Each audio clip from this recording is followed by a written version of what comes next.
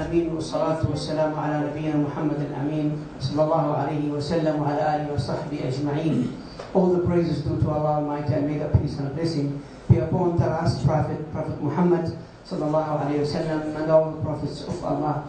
My dearest brothers, it is really a great pleasure for us tonight to have with us Sheikh Asim al-Hakim, to learn from him something, inshallah, about our religion. This is a really, alhamdulillah, it's the blessing of Allah to have him tonight. And we all here complete each other, we learn from each other. Inshallah, we'll do our best to have this lecture monthly, inshallah. Of course, your presence will make it. If you don't come, we will cancel all our activities. So we have to be here to support each other, inshallah. We have to seek the knowledge, and knowledge to be taken from the ulama and the du'at who are in the field. So I'm very happy to have Sheikh Asim al-Hakim here with us tonight. And he will speak, inshallah, for a while. Then we will have your Q&A at the end. We'll leave before Isha, inshallah, before the Adhan al-Isha or with the Adhan al-Isha. But make sure if you have any questions to write them down from now, prepare them. The Sheikh also will answer your questions regarding Tawheed or maybe another subject related to this issue. Welcome again, all of you here, and welcome for Sheikh Asim al-Hakim as well. Father Sheikh. بسم الله الرحمن الرحيم. الحمد لله رب العالمين، وصلى الله وسلم وبارك على المبعوث رحمة للعالمين نبينا محمد وعلى آله وصحبه ومن اهتدى بهديه واستنى بسنته إلى يوم الدين. أما بعد. The topic of Tawheed is very important, and this is a cliche that we hear in all lectures. So whenever I want to talk about the importance of buying a car through lease to own, I would begin by saying to know the rules and regulations of lease to own is very important. And if you want to talk about marital issues, it's one of the most important issues. But seriously, when it comes to Tawheed, it is the most serious topic and issue a Muslim can discuss, can learn, can try to contemplate upon. Why? Because Tawheed is what makes it or breaks it. You cannot enter Jannah unless you have pure Tawheed. And this is a fact. Don't be delusional. If your aqidah is shaky, and if you breach the Tawheed, the covenant that is between you and Allah Azza wa Jal, you end up in hell forever. No matter how nice you are, no matter how kind and loving and generous you are, you'll end up in hell. So, before we go into the topic, now Sheikh Abu Hamza says that we will finish it inshallah before Adhan with the questions and answers. And I don't know, mashallah, your Adhan is maybe like in Ramadan, 2 hours after Maghrib. This topic is very important, the topic of Tawheed. And we can spend the whole night literally just introducing it. Why? First of all, Tawheed comes on and is stemmed from the verb wahada. So when we say wahid, meaning one, ahad, the only.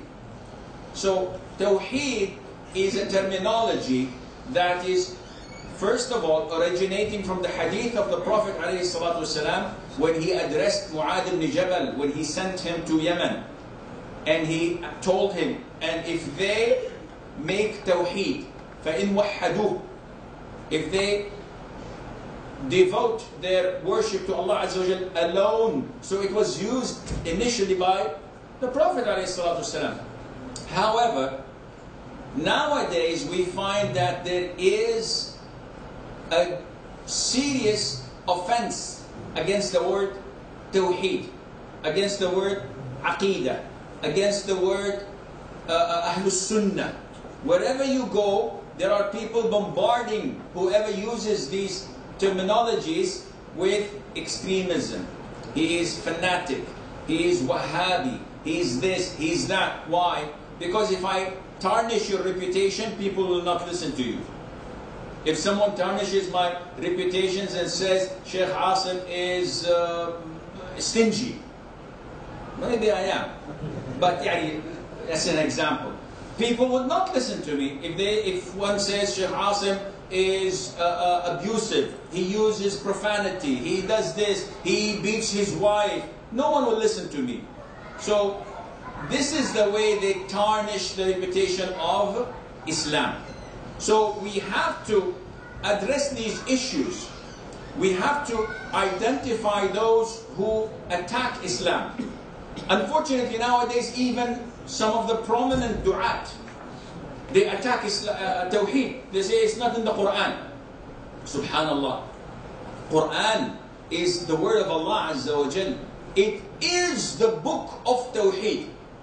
Any person who gets the book of Tawheed by Sheikh Muhammad bin Abdul Wahhab, and I think they distribute it here for free. If you read it from cover to cover, you will find nothing except verses of the Quran, a hadith of the Prophet ﷺ. That's it. And he says, no, it's not in the Quran. Is Dajjal mentioned in the Quran? And it's the greatest and most horrific calamity and fitna and tribulation ever to face mankind. Is it mentioned in the Quran? So does it have to be in the Quran so that you embrace it? What about the Sunnah? So this shows you the corrupt aqidah of so many people. Now, in order for us to be among those who are with the Prophet ﷺ, we must understand what Tawheed is. It is not an ambiguous word that we just throw right, left and center. Tawheed is something defined. There are three types of Tawheed. Tawheed al-Uluhiyyah, Tawheed al-Rububiyyah, Tawheed al-Asma wal-Sifat. And these are mentioned combined in one ayah. Allah Azza wa Jal says, رب السماوات والأرض وما بينهما فاعبده واصطبر لعبادته هل تعلم له سميا. The three types of Tawheed are mentioned here. Lord of the heavens and the earth. This is Tawheed al-Rububiyyah. And all that is between them. So, worship Him alone. And this is Tawheed al-Uluhiyyah. And be constant and patient in His worship. Do you know of any who is similar to Him? Who has His names? This is Tawheed al-Asma wal-Sifat. So, in a brief introduction, that is essential that we always refresh our memories with. You should know this by heart now, inshallah. But we have to always keep on refreshing it. What is Tawheed al-Rububiyyah? In short, worshipping Allah Azza wa Jal by Allah's actions. What do you mean? This is something that all humanity agree upon, with the exception of atheists. But atheists are not part of humanity, so we exclude them. So we talk about the rest of the world. If you ask them who created the heavens and the earth, they will say Allah. Who gives us rain? Who provides for us? They will have no issues. Even the Christians will not come and say Jesus created us, because they know that He only came 2,000 years ago.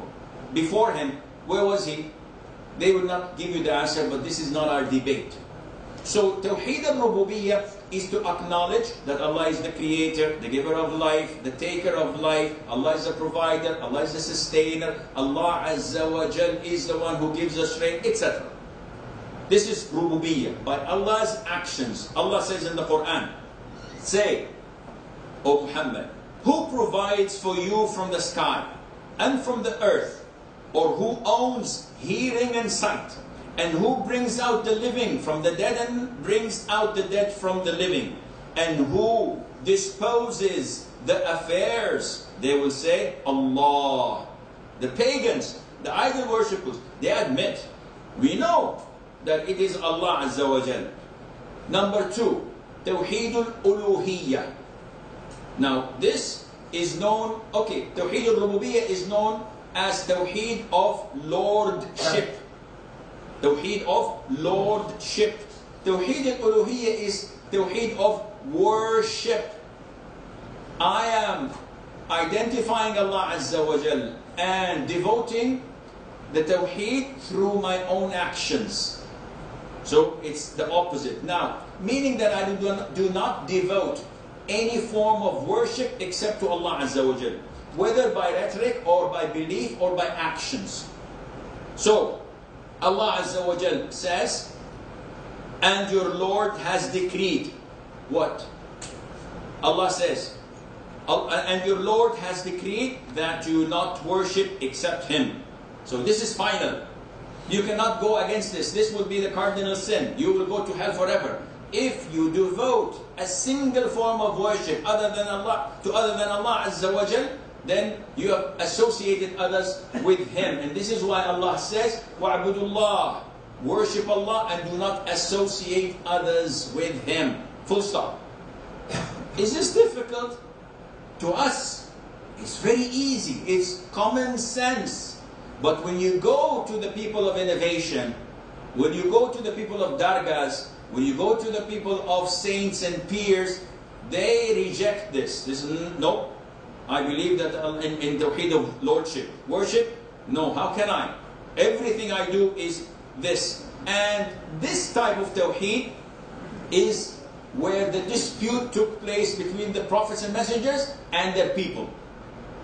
In Tawheed of Lordship, we have no problem. They all agree. But when you say to them, do not prostrate to your idol, do not rub your graves and ask them for intercession, they say, sorry, this is not possible.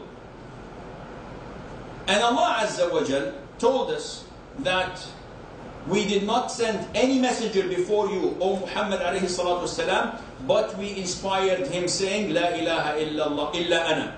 None has the right to be worshipped but I, Allah. So worship me alone and none else. Every single messenger, since Adam. This statement was given to them. So there is no ambiguity. It's crystal clear. You cannot worship anyone other than Allah Azza wa Jal. So whoever believes that Allah is the Lord of the universe, Allah is the creator, Allah is the sustainer and provider, but he devotes some of his worship to other than Him, will he ever enter Jannah? Never, ever.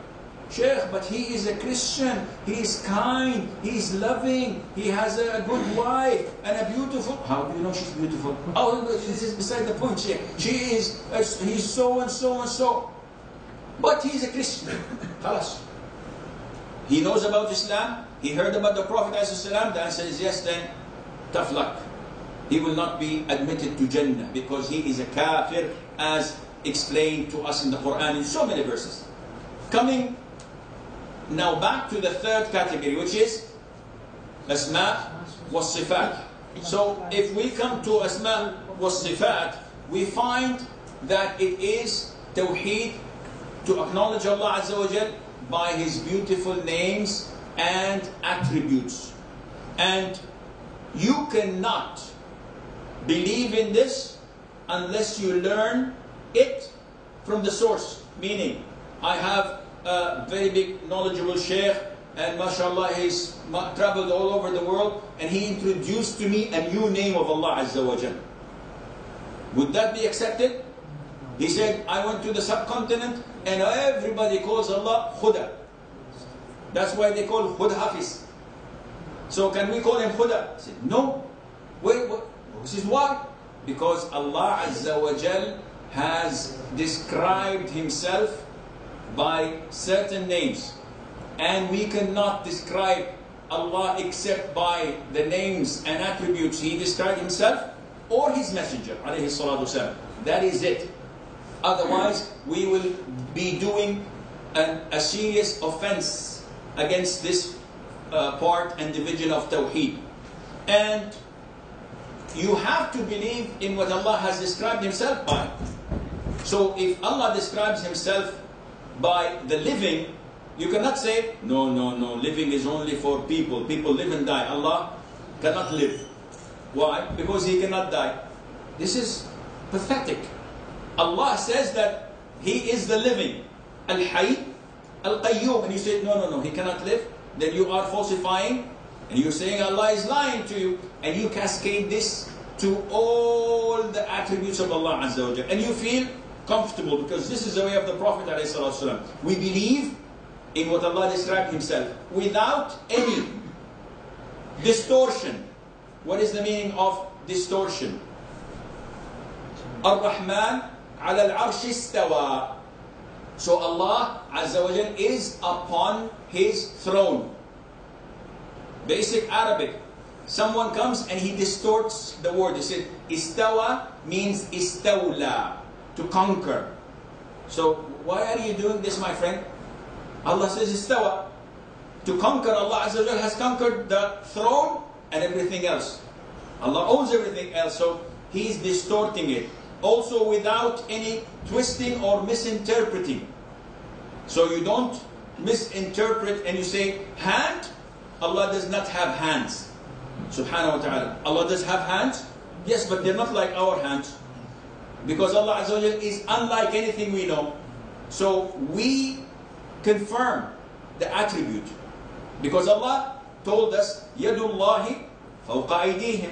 And He told Iblis, why did you not prostrate to what I have created with my two hands? So they distort, they misinterpret. They said, in Arabic, it can mean my power. So my hand is my power or my favor. But this is misinterpreting and twisting the meaning. And so on. Also, you believe in it without any denying of its reality. Well, how do we deny the reality? Like the Jahmiyyah. They said Allah is all hearing, but He doesn't hear. How is that? Allah is all seeing, but He doesn't see. So this kind of making it ineffective, yani believing in the attribute, but taking its meaning from Allah Azza wa Jal. And this what made the Salaf consider this to be kufr. To believe in this is disbelief because you are actually worshipping nothing, vacuum. And the fourth type is you do not ask how. So when we say Allah has a hand, you say how? You are not allowed to ask such a question because we believe like the Salaf, the Prophet's generation and the companions, the Tabi'een and the Tabi'it Tabi'een. None of them asked questions. None of them twisted or misinterpreted. None of them denied the reality. And none of them distorted the meaning. They believed as it is. So, in essence, there are more issues to it, but Isha is approaching. This is Tawheed in a nutshell. You all know this, right? Then what is our problem? Why are we suffering as Muslims? On the food chain, who's at the bottom of the food chain? The Muslims.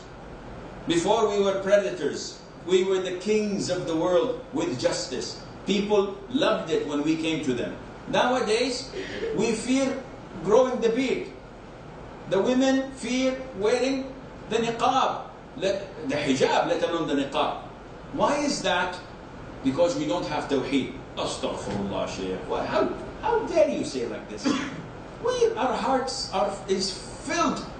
Our hearts are filled with tawheed. We have tawheed everything we do. We say La ilaha illallah in Fajr, wahdahu la sharika lah, lahu mulku wa lahu hamdu ala kulli shay'in 100 times. And we say it in the evening as well. We are the biggest tawheedis around. No, unfortunately, this is not the truth. When push comes to shove, we only talk. Sheikh Asim is good in talking. I'd like to see him walk the talk. And how do I do this? You come and scrutinize my life. Not that I'm a good tawheedi, but I'm a good public relation officer, so I know how to camouflage things. Come and check with my wife, with my kids. Come and check with my neighbors. Come and check with those who I beat them in table tennis or in squash. And I make them suffer and suffocate out of defeat. Come and see how I deal with people when I buy and sell. Come and ask my drivers about how I deal with them. If you see that, okay, the guy sounds okay, then you know that Tawheed is okay. Now let us cascade this on the majority of Saudis. Everybody's laughing. Subhanallah. Where is Tawheed? This is not something racial. We're not discriminating. I can go to Egypt and ask you to do the same. I can go to Kuwait, I can go to Jordan, I can go to Qatar, I cannot go. I can go to Palestine, I can go to Syria. Akhi, we don't have Tawheed, proper Tawheed. Why? Because we just talk. We don't have the implementation of Tawheed in our hearts. We don't know Allah Azza wa Jal as we're supposed to do. And if you take a look, a quick look at the Muslim world from China to Morocco, even Europe now is becoming Muslim. America is becoming Muslim, but their Islam is a little bit 3.0 version. You find women leading prayer of men. Subhanallah, Sheikh Abu Hamza comes, istawu, i'tadilu, everybody says, A'udhu Billah. But when a woman comes, he says, whoa, this is prayer that elevates my iman. This is 3.0 version. But unfortunately, it has been broken. This is not legal, 3.0. It doesn't allow you to, and it will definitely do something bad for your iman. So let us take a quick look, because time is catching. Swearing other than Allah. In the Arab world, with Nabi, with Sharafi, with Ras Abi, bil Amana, so many things. All of this is shirk or not? Do we have it? Like fruitcake. Seeking intercession through the dead and the pir, going to dargahs. I think Saudi Arabia maybe is the only country, until now, inshallah, it remains like this, that does not have dargahs. You go to Sudan, you go to Egypt, in Sudan, there are so many Muslims upon Tawheed, but among every 3 shrines, there are 2 shrines in the middle. It's so many. You just name one and make one of your own. In Morocco, in Algiers, in Jordan, in Syria, in Iraq, all of these dargahs, where is Tawheed? The people of Tawheed are very little and very few. And you have, in so many tribes, as we do here, we have legislation to the tribe leaders.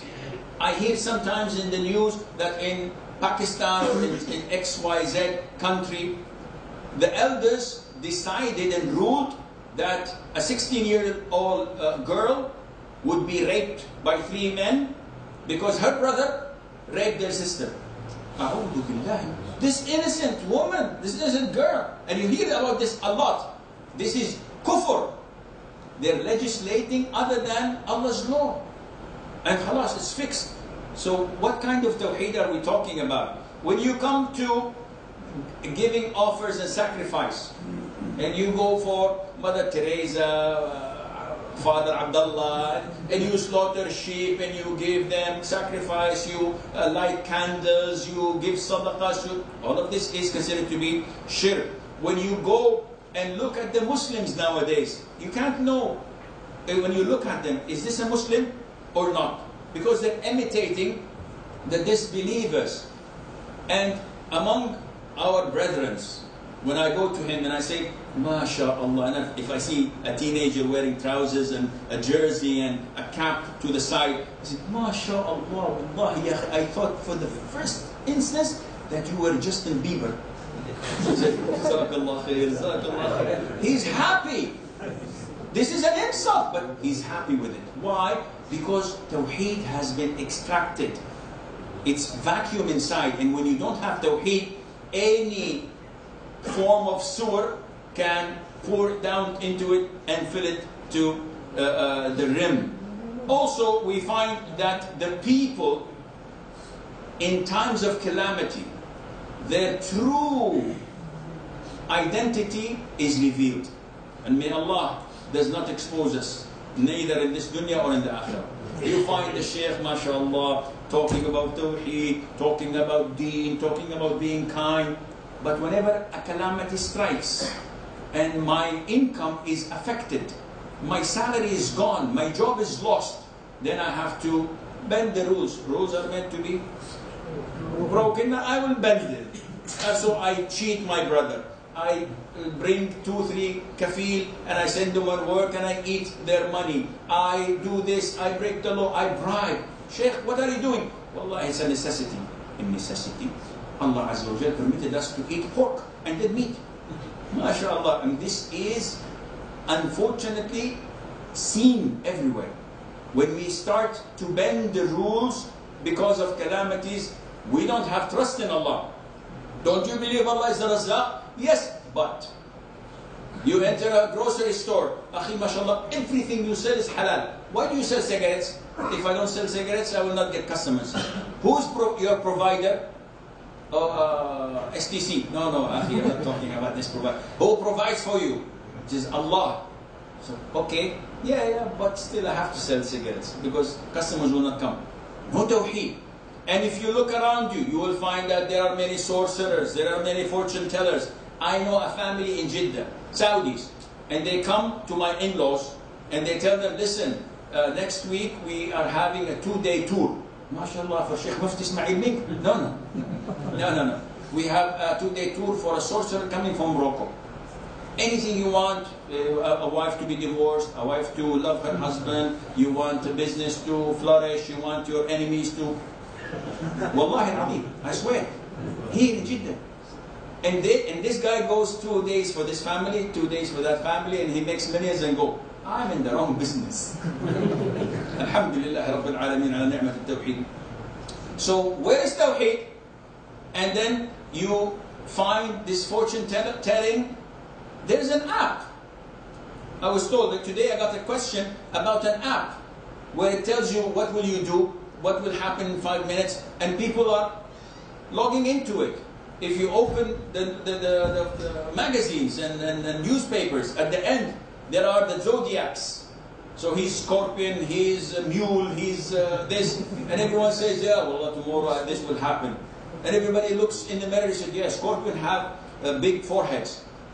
You mean to tell me that whoever is born in that particular month, they will all have big foreheads? What is nonsense? But people believe in it. People believe in bad omens. I have an interview this morning, inshallah. Bismillahir Rahmanir Rahim. Tawakkaltu ala Allah. I get out of my home, I find a dead cat. Call it off. Sorry, I can't come. Why? No, dead cat. This is shirk. The Prophet told us that this is shirk. Is it there or not? When you see a ladder, do you go underneath it? The majority of Muslims said, no, this is bad luck. What nonsense is this? I've been to so many countries in the world. When you go up a building in a hotel, floor number 12, floor number 14. Where is 13? No, there's no 13. Why? And Muslims are adopting it. In Dubai, well, in some places, they're adopting this concept. It shows you that there is no Tawheed. And unfortunately, if you look at our media and the Muslim world, you find them mocking Islam, accusing Muslims of being terrorists, fanatics, extremists, talking ill about the hijab, talking ill about our beard, talking ill about anything in our religion. And all of this shows you that there is no Tawheed. So there are so many things, but the time is not sufficient. But do you get the idea? Then why isn't the people coming to Islam? Because we are failing to give them the true Tawheed. The true Tawheed can be illustrated when you find that those who pray with us in the masjid, those who fast with us in Ramadan and make Taraweeh are walking the talk. But when we only limit our relationship to Allah Azza wa Jal into our 5 daily prayers, fasting in Ramadan, doing Umrah and Hajj, and that's it. We deal in riba, we cheat, we embezzle our wives and take their money if they're working, we take their gold and sell it or keep it with their in-laws. A woman says to me, I have a kilo and a half, mashallah, of gold. I said, do you marry me? But she's already married. A kilo and a half, and she never laid a hand on it. Why? Her mother-in-law and father-in-law are keeping it for safekeeping. What kind of safekeeping? They're not allowing her to use it. This is Tawheed. So, if we fail to walk the talk and be good to our neighbors, and be honest in what we say, and having clean hearts, and trying our level best to upbring our children in the way that pleases Allah Azza wa Jal, without cheating, without lying, without backbiting, without severing our kinship, then we have walked the talk and our Tawheed is correct. Now, there are many effects on our life if we implement the true Tawheed. And these effects literally can go to Fajr. But it's not logical. Yani, any page of the Quran, open it, read it, and I'll give you 10, 20 benefits of Tawheed from one page. The whole book is the book of Tawheed, of worshipping Allah, of acknowledging Allah Azza wa Jal. Akhi, when you pray, you have to feel the Tawheed. You say, Allahu Akbar.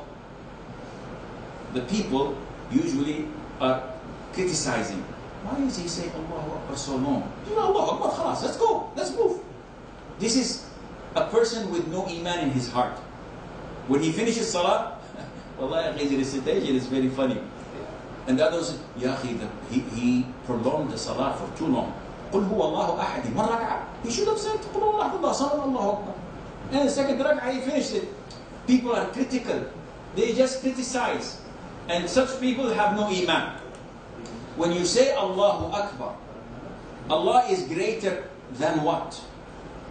Than anything that can cross your mind. How many times do we repeat Allahu Akbar in the day? 50 times between the adhan and iqamah. Imagine. Allahu Akbar, Allahu Akbar, Allahu Akbar, Allahu Akbar, one adhan. And in the end, Allahu Akbar, Allahu Akbar, 6. By 12, by 5:30. Iqamah, we do it 20. This is 50 times. How many times do we say it in salah? Allahu Akbar, Allahu Akbar, Sami'allahu Alhamdulillah, Allahu Akbar. You do the math. How many times do you say Subhanallah, Alhamdulillah, Allahu Akbar? 33 times at the end of each salah. How many times do you say it before we sleep? And you can go on and do the math of Allahu Akbar. But do we feel that Allah is greater than my wife's nagging? Allahu Akbar is greater than my boss who's depriving me from my merit increase and from my promotion? Is Allahu Akbar truly greater than my cancer or my illness or my loss of my loved one? If I have proper Tawheed, wallahi, you would be the happiest man on earth. Because you will feel the tranquility, you will feel the calmness in your heart, because you know who Allah is and you know who you truly are. So, Allah Azza wa Jal created us for a sole purpose, and that is to worship Him. Do you have any objection? Unfortunately, the youth nowadays, with all the trash they watch, they have an issue with that. And we fail to sit with our children and talk to them. We sit with our children and lecture them. But as a former teacher, there are 4 skills. There is speaking and listening. No, we're good in making them listen. But we don't listen to them. And we don't know what goes in their minds and the doubts that have been casted upon them from all different sorts of media. So what are we supposed to do? We have to install this concept that you are not free. Why are you doing this? I'm free. No, you're not free. You're a slave. You are a slave of Allah Azza wa Jal. Allah created you only to worship Him. So you want me to sit in the masjid 24/7 with the long beat and doing Allah, Allah, Allah, Allah, Allah, Allah. I used to have a 1994 GMC Suburban. And it used to remind me of Allah Azza wa Jal. The minute I started, it was a mutawwar gyms. Very, very good. But I had to sell it, and subhanAllah, everything comes to an end. So, do you want me to sit in the masjid to do this? No. Ibadah can be in playing sports with your friends. Ibadah can be in reading a beneficial book. Ibadah can even be in drinking a cup of tea. If you want to pray night prayer and you would like to refresh yourself. So everything, even having intimacy with your spouse, You have charity. Shaykh, that was long ago. No, inshallah, fika al-khair wal-barakah. There are many ways of refreshing this. This is a form of ibadah. Shaykh, you haven't seen my wife. Akhi, this is not the topic. Let's not go there. It is a ibadah. Go for it. The food, the morsel you put in your wife's mouth, ibadah. Shaykh, she bite my fingers off. Ya akhi, don't be negative. Move on. Come on, what's this? There are so many means of making ibadah.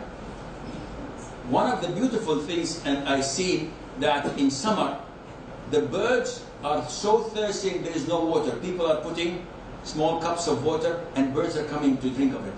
Imagine what this will do for you on the Day of Judgment. This is ibadah. You're being kind to a dog, you're being kind to a cat, you're being kind to a bird for the sake of Allah, not for people's praising you and doing this. So it is we who are in need of Allah Azza wa Jalla, not the opposite. Allah says in the Quran, O mankind, you are those in need, antumul fuqara. You are the poor in need of Allah, while Allah is the free of need, the praiseworthy subhanahu wa ta'ala. So any form of ibadah, whether it's hajj, fasting, zakat, being kind to people, if it does not have tawheed, it is null, it is void. Allah Azza wa Jalla says, and we will regard what they have done of deeds and make them as dust dispersed. So all what the mushriks, those who do not have tawheed, pray, tarawih, do this and that, but here is a defect. There is no full tawheed. Allah would make it like dust. It would not benefit them on the Day of Judgment. One of the benefits of tawheed is Allah erases sins with tawheed. In the Qudsi hadith, Allah says, O son of Adam, were you to come to me with sins nearly as great as the earth, and were you then to face me, ascribing no partner to me, I would bring you forgiveness nearly as great as it. Subhanallah. The whole earth you come with sins, but you have tawheed. As prescribed, Allah will forgive all of that.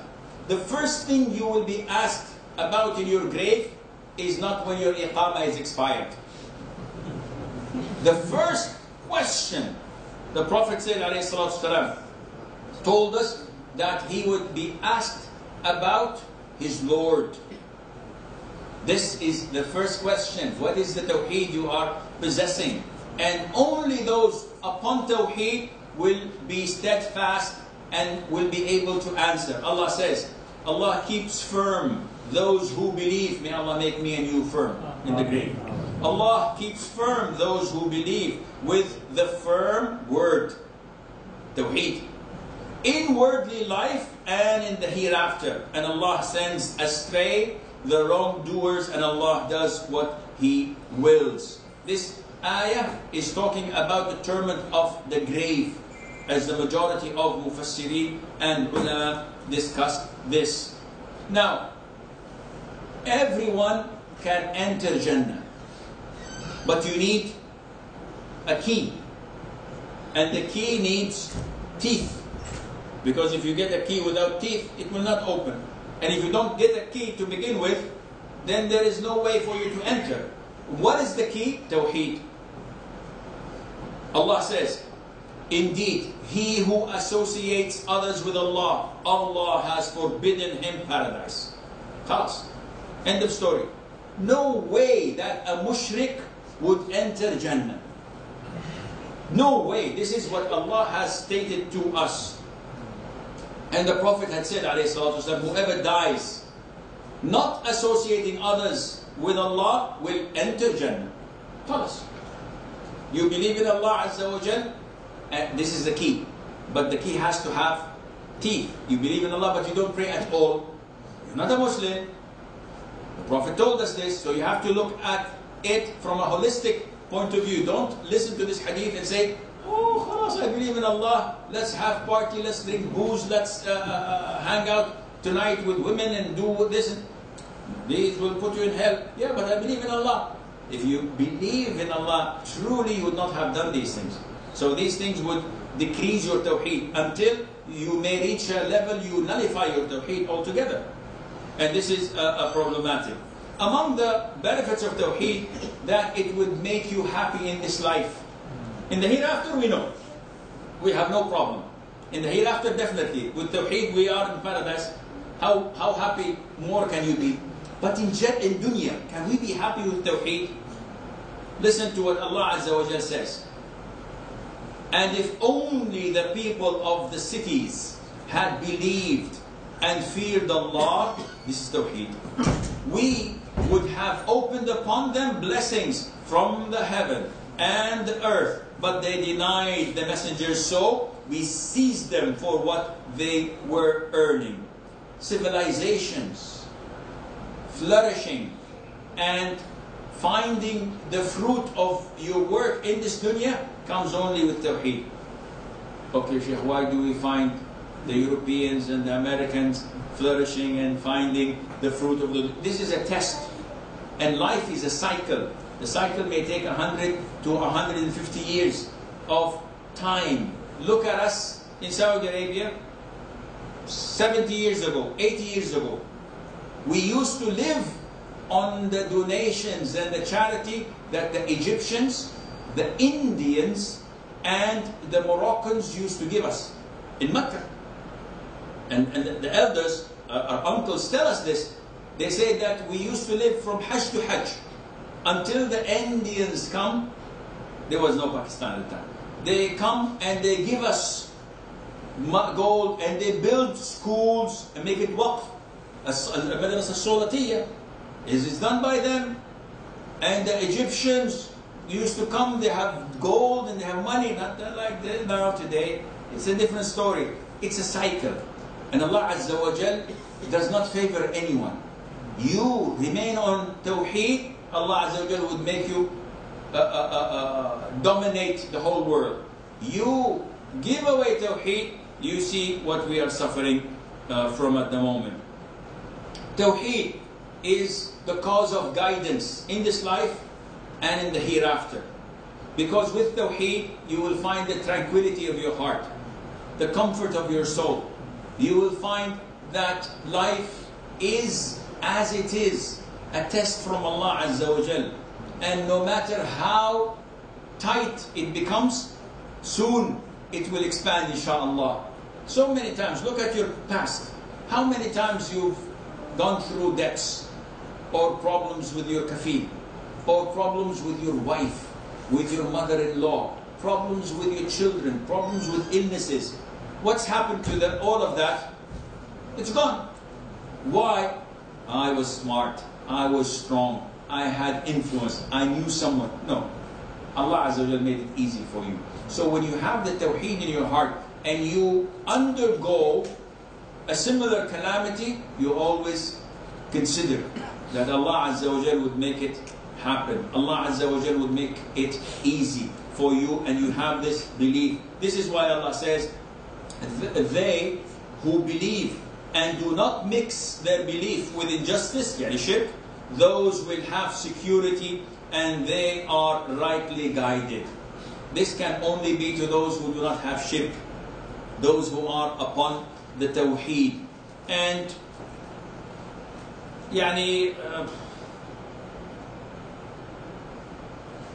the essence of Tawheed is that we have one to worship.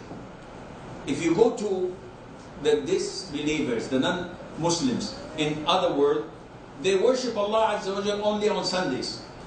And the rest of the week, they worship Barclay Bank. This is how things are confused with them. Muslims, they only worship Allah Azza wa Jal, whether in their homes, whether in their life, whether in their death. Allah Azza wa Jal says, say, indeed my prayer, my rights of sacrifice, my living and my dying are for Allah. Everything we do is for Allah Azza wa Jal. We believe that. So when someone comes to you and says, Akhi, why don't you write in your will that you donate your organs after you die? Some scholars say this is permissible. Some scholars say, no, this is not permissible because this is not your body. You cannot say, cremate me, burn me, or give me to the dogs. This is not your body. This is an amana. So some scholars say, no, you cannot donate anything after your death. You have to be preserved as you are, buried as you are. Because this is part of honoring the deceased. So everything that we do and we live in and we try to achieve is for the soul's sake of Allah. And this is why we get this comfort and tranquility.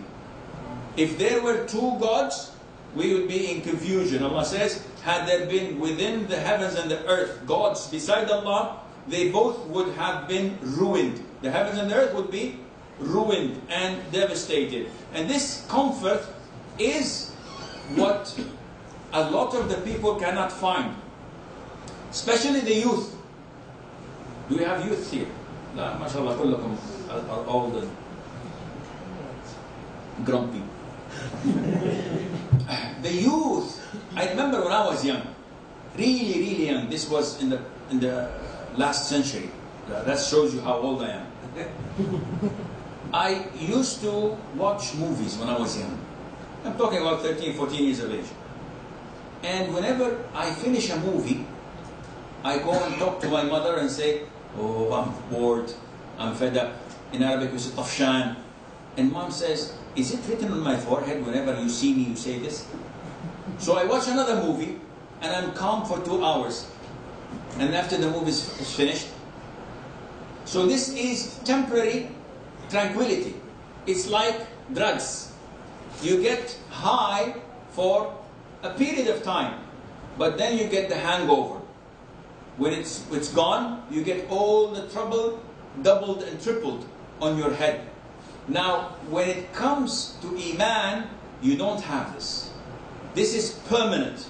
And this is why Shaykh al-Islam ibn Taymiyyah and other of the scholars said, by Allah, if the kings and the sons of the kings, they are all royalty, huh?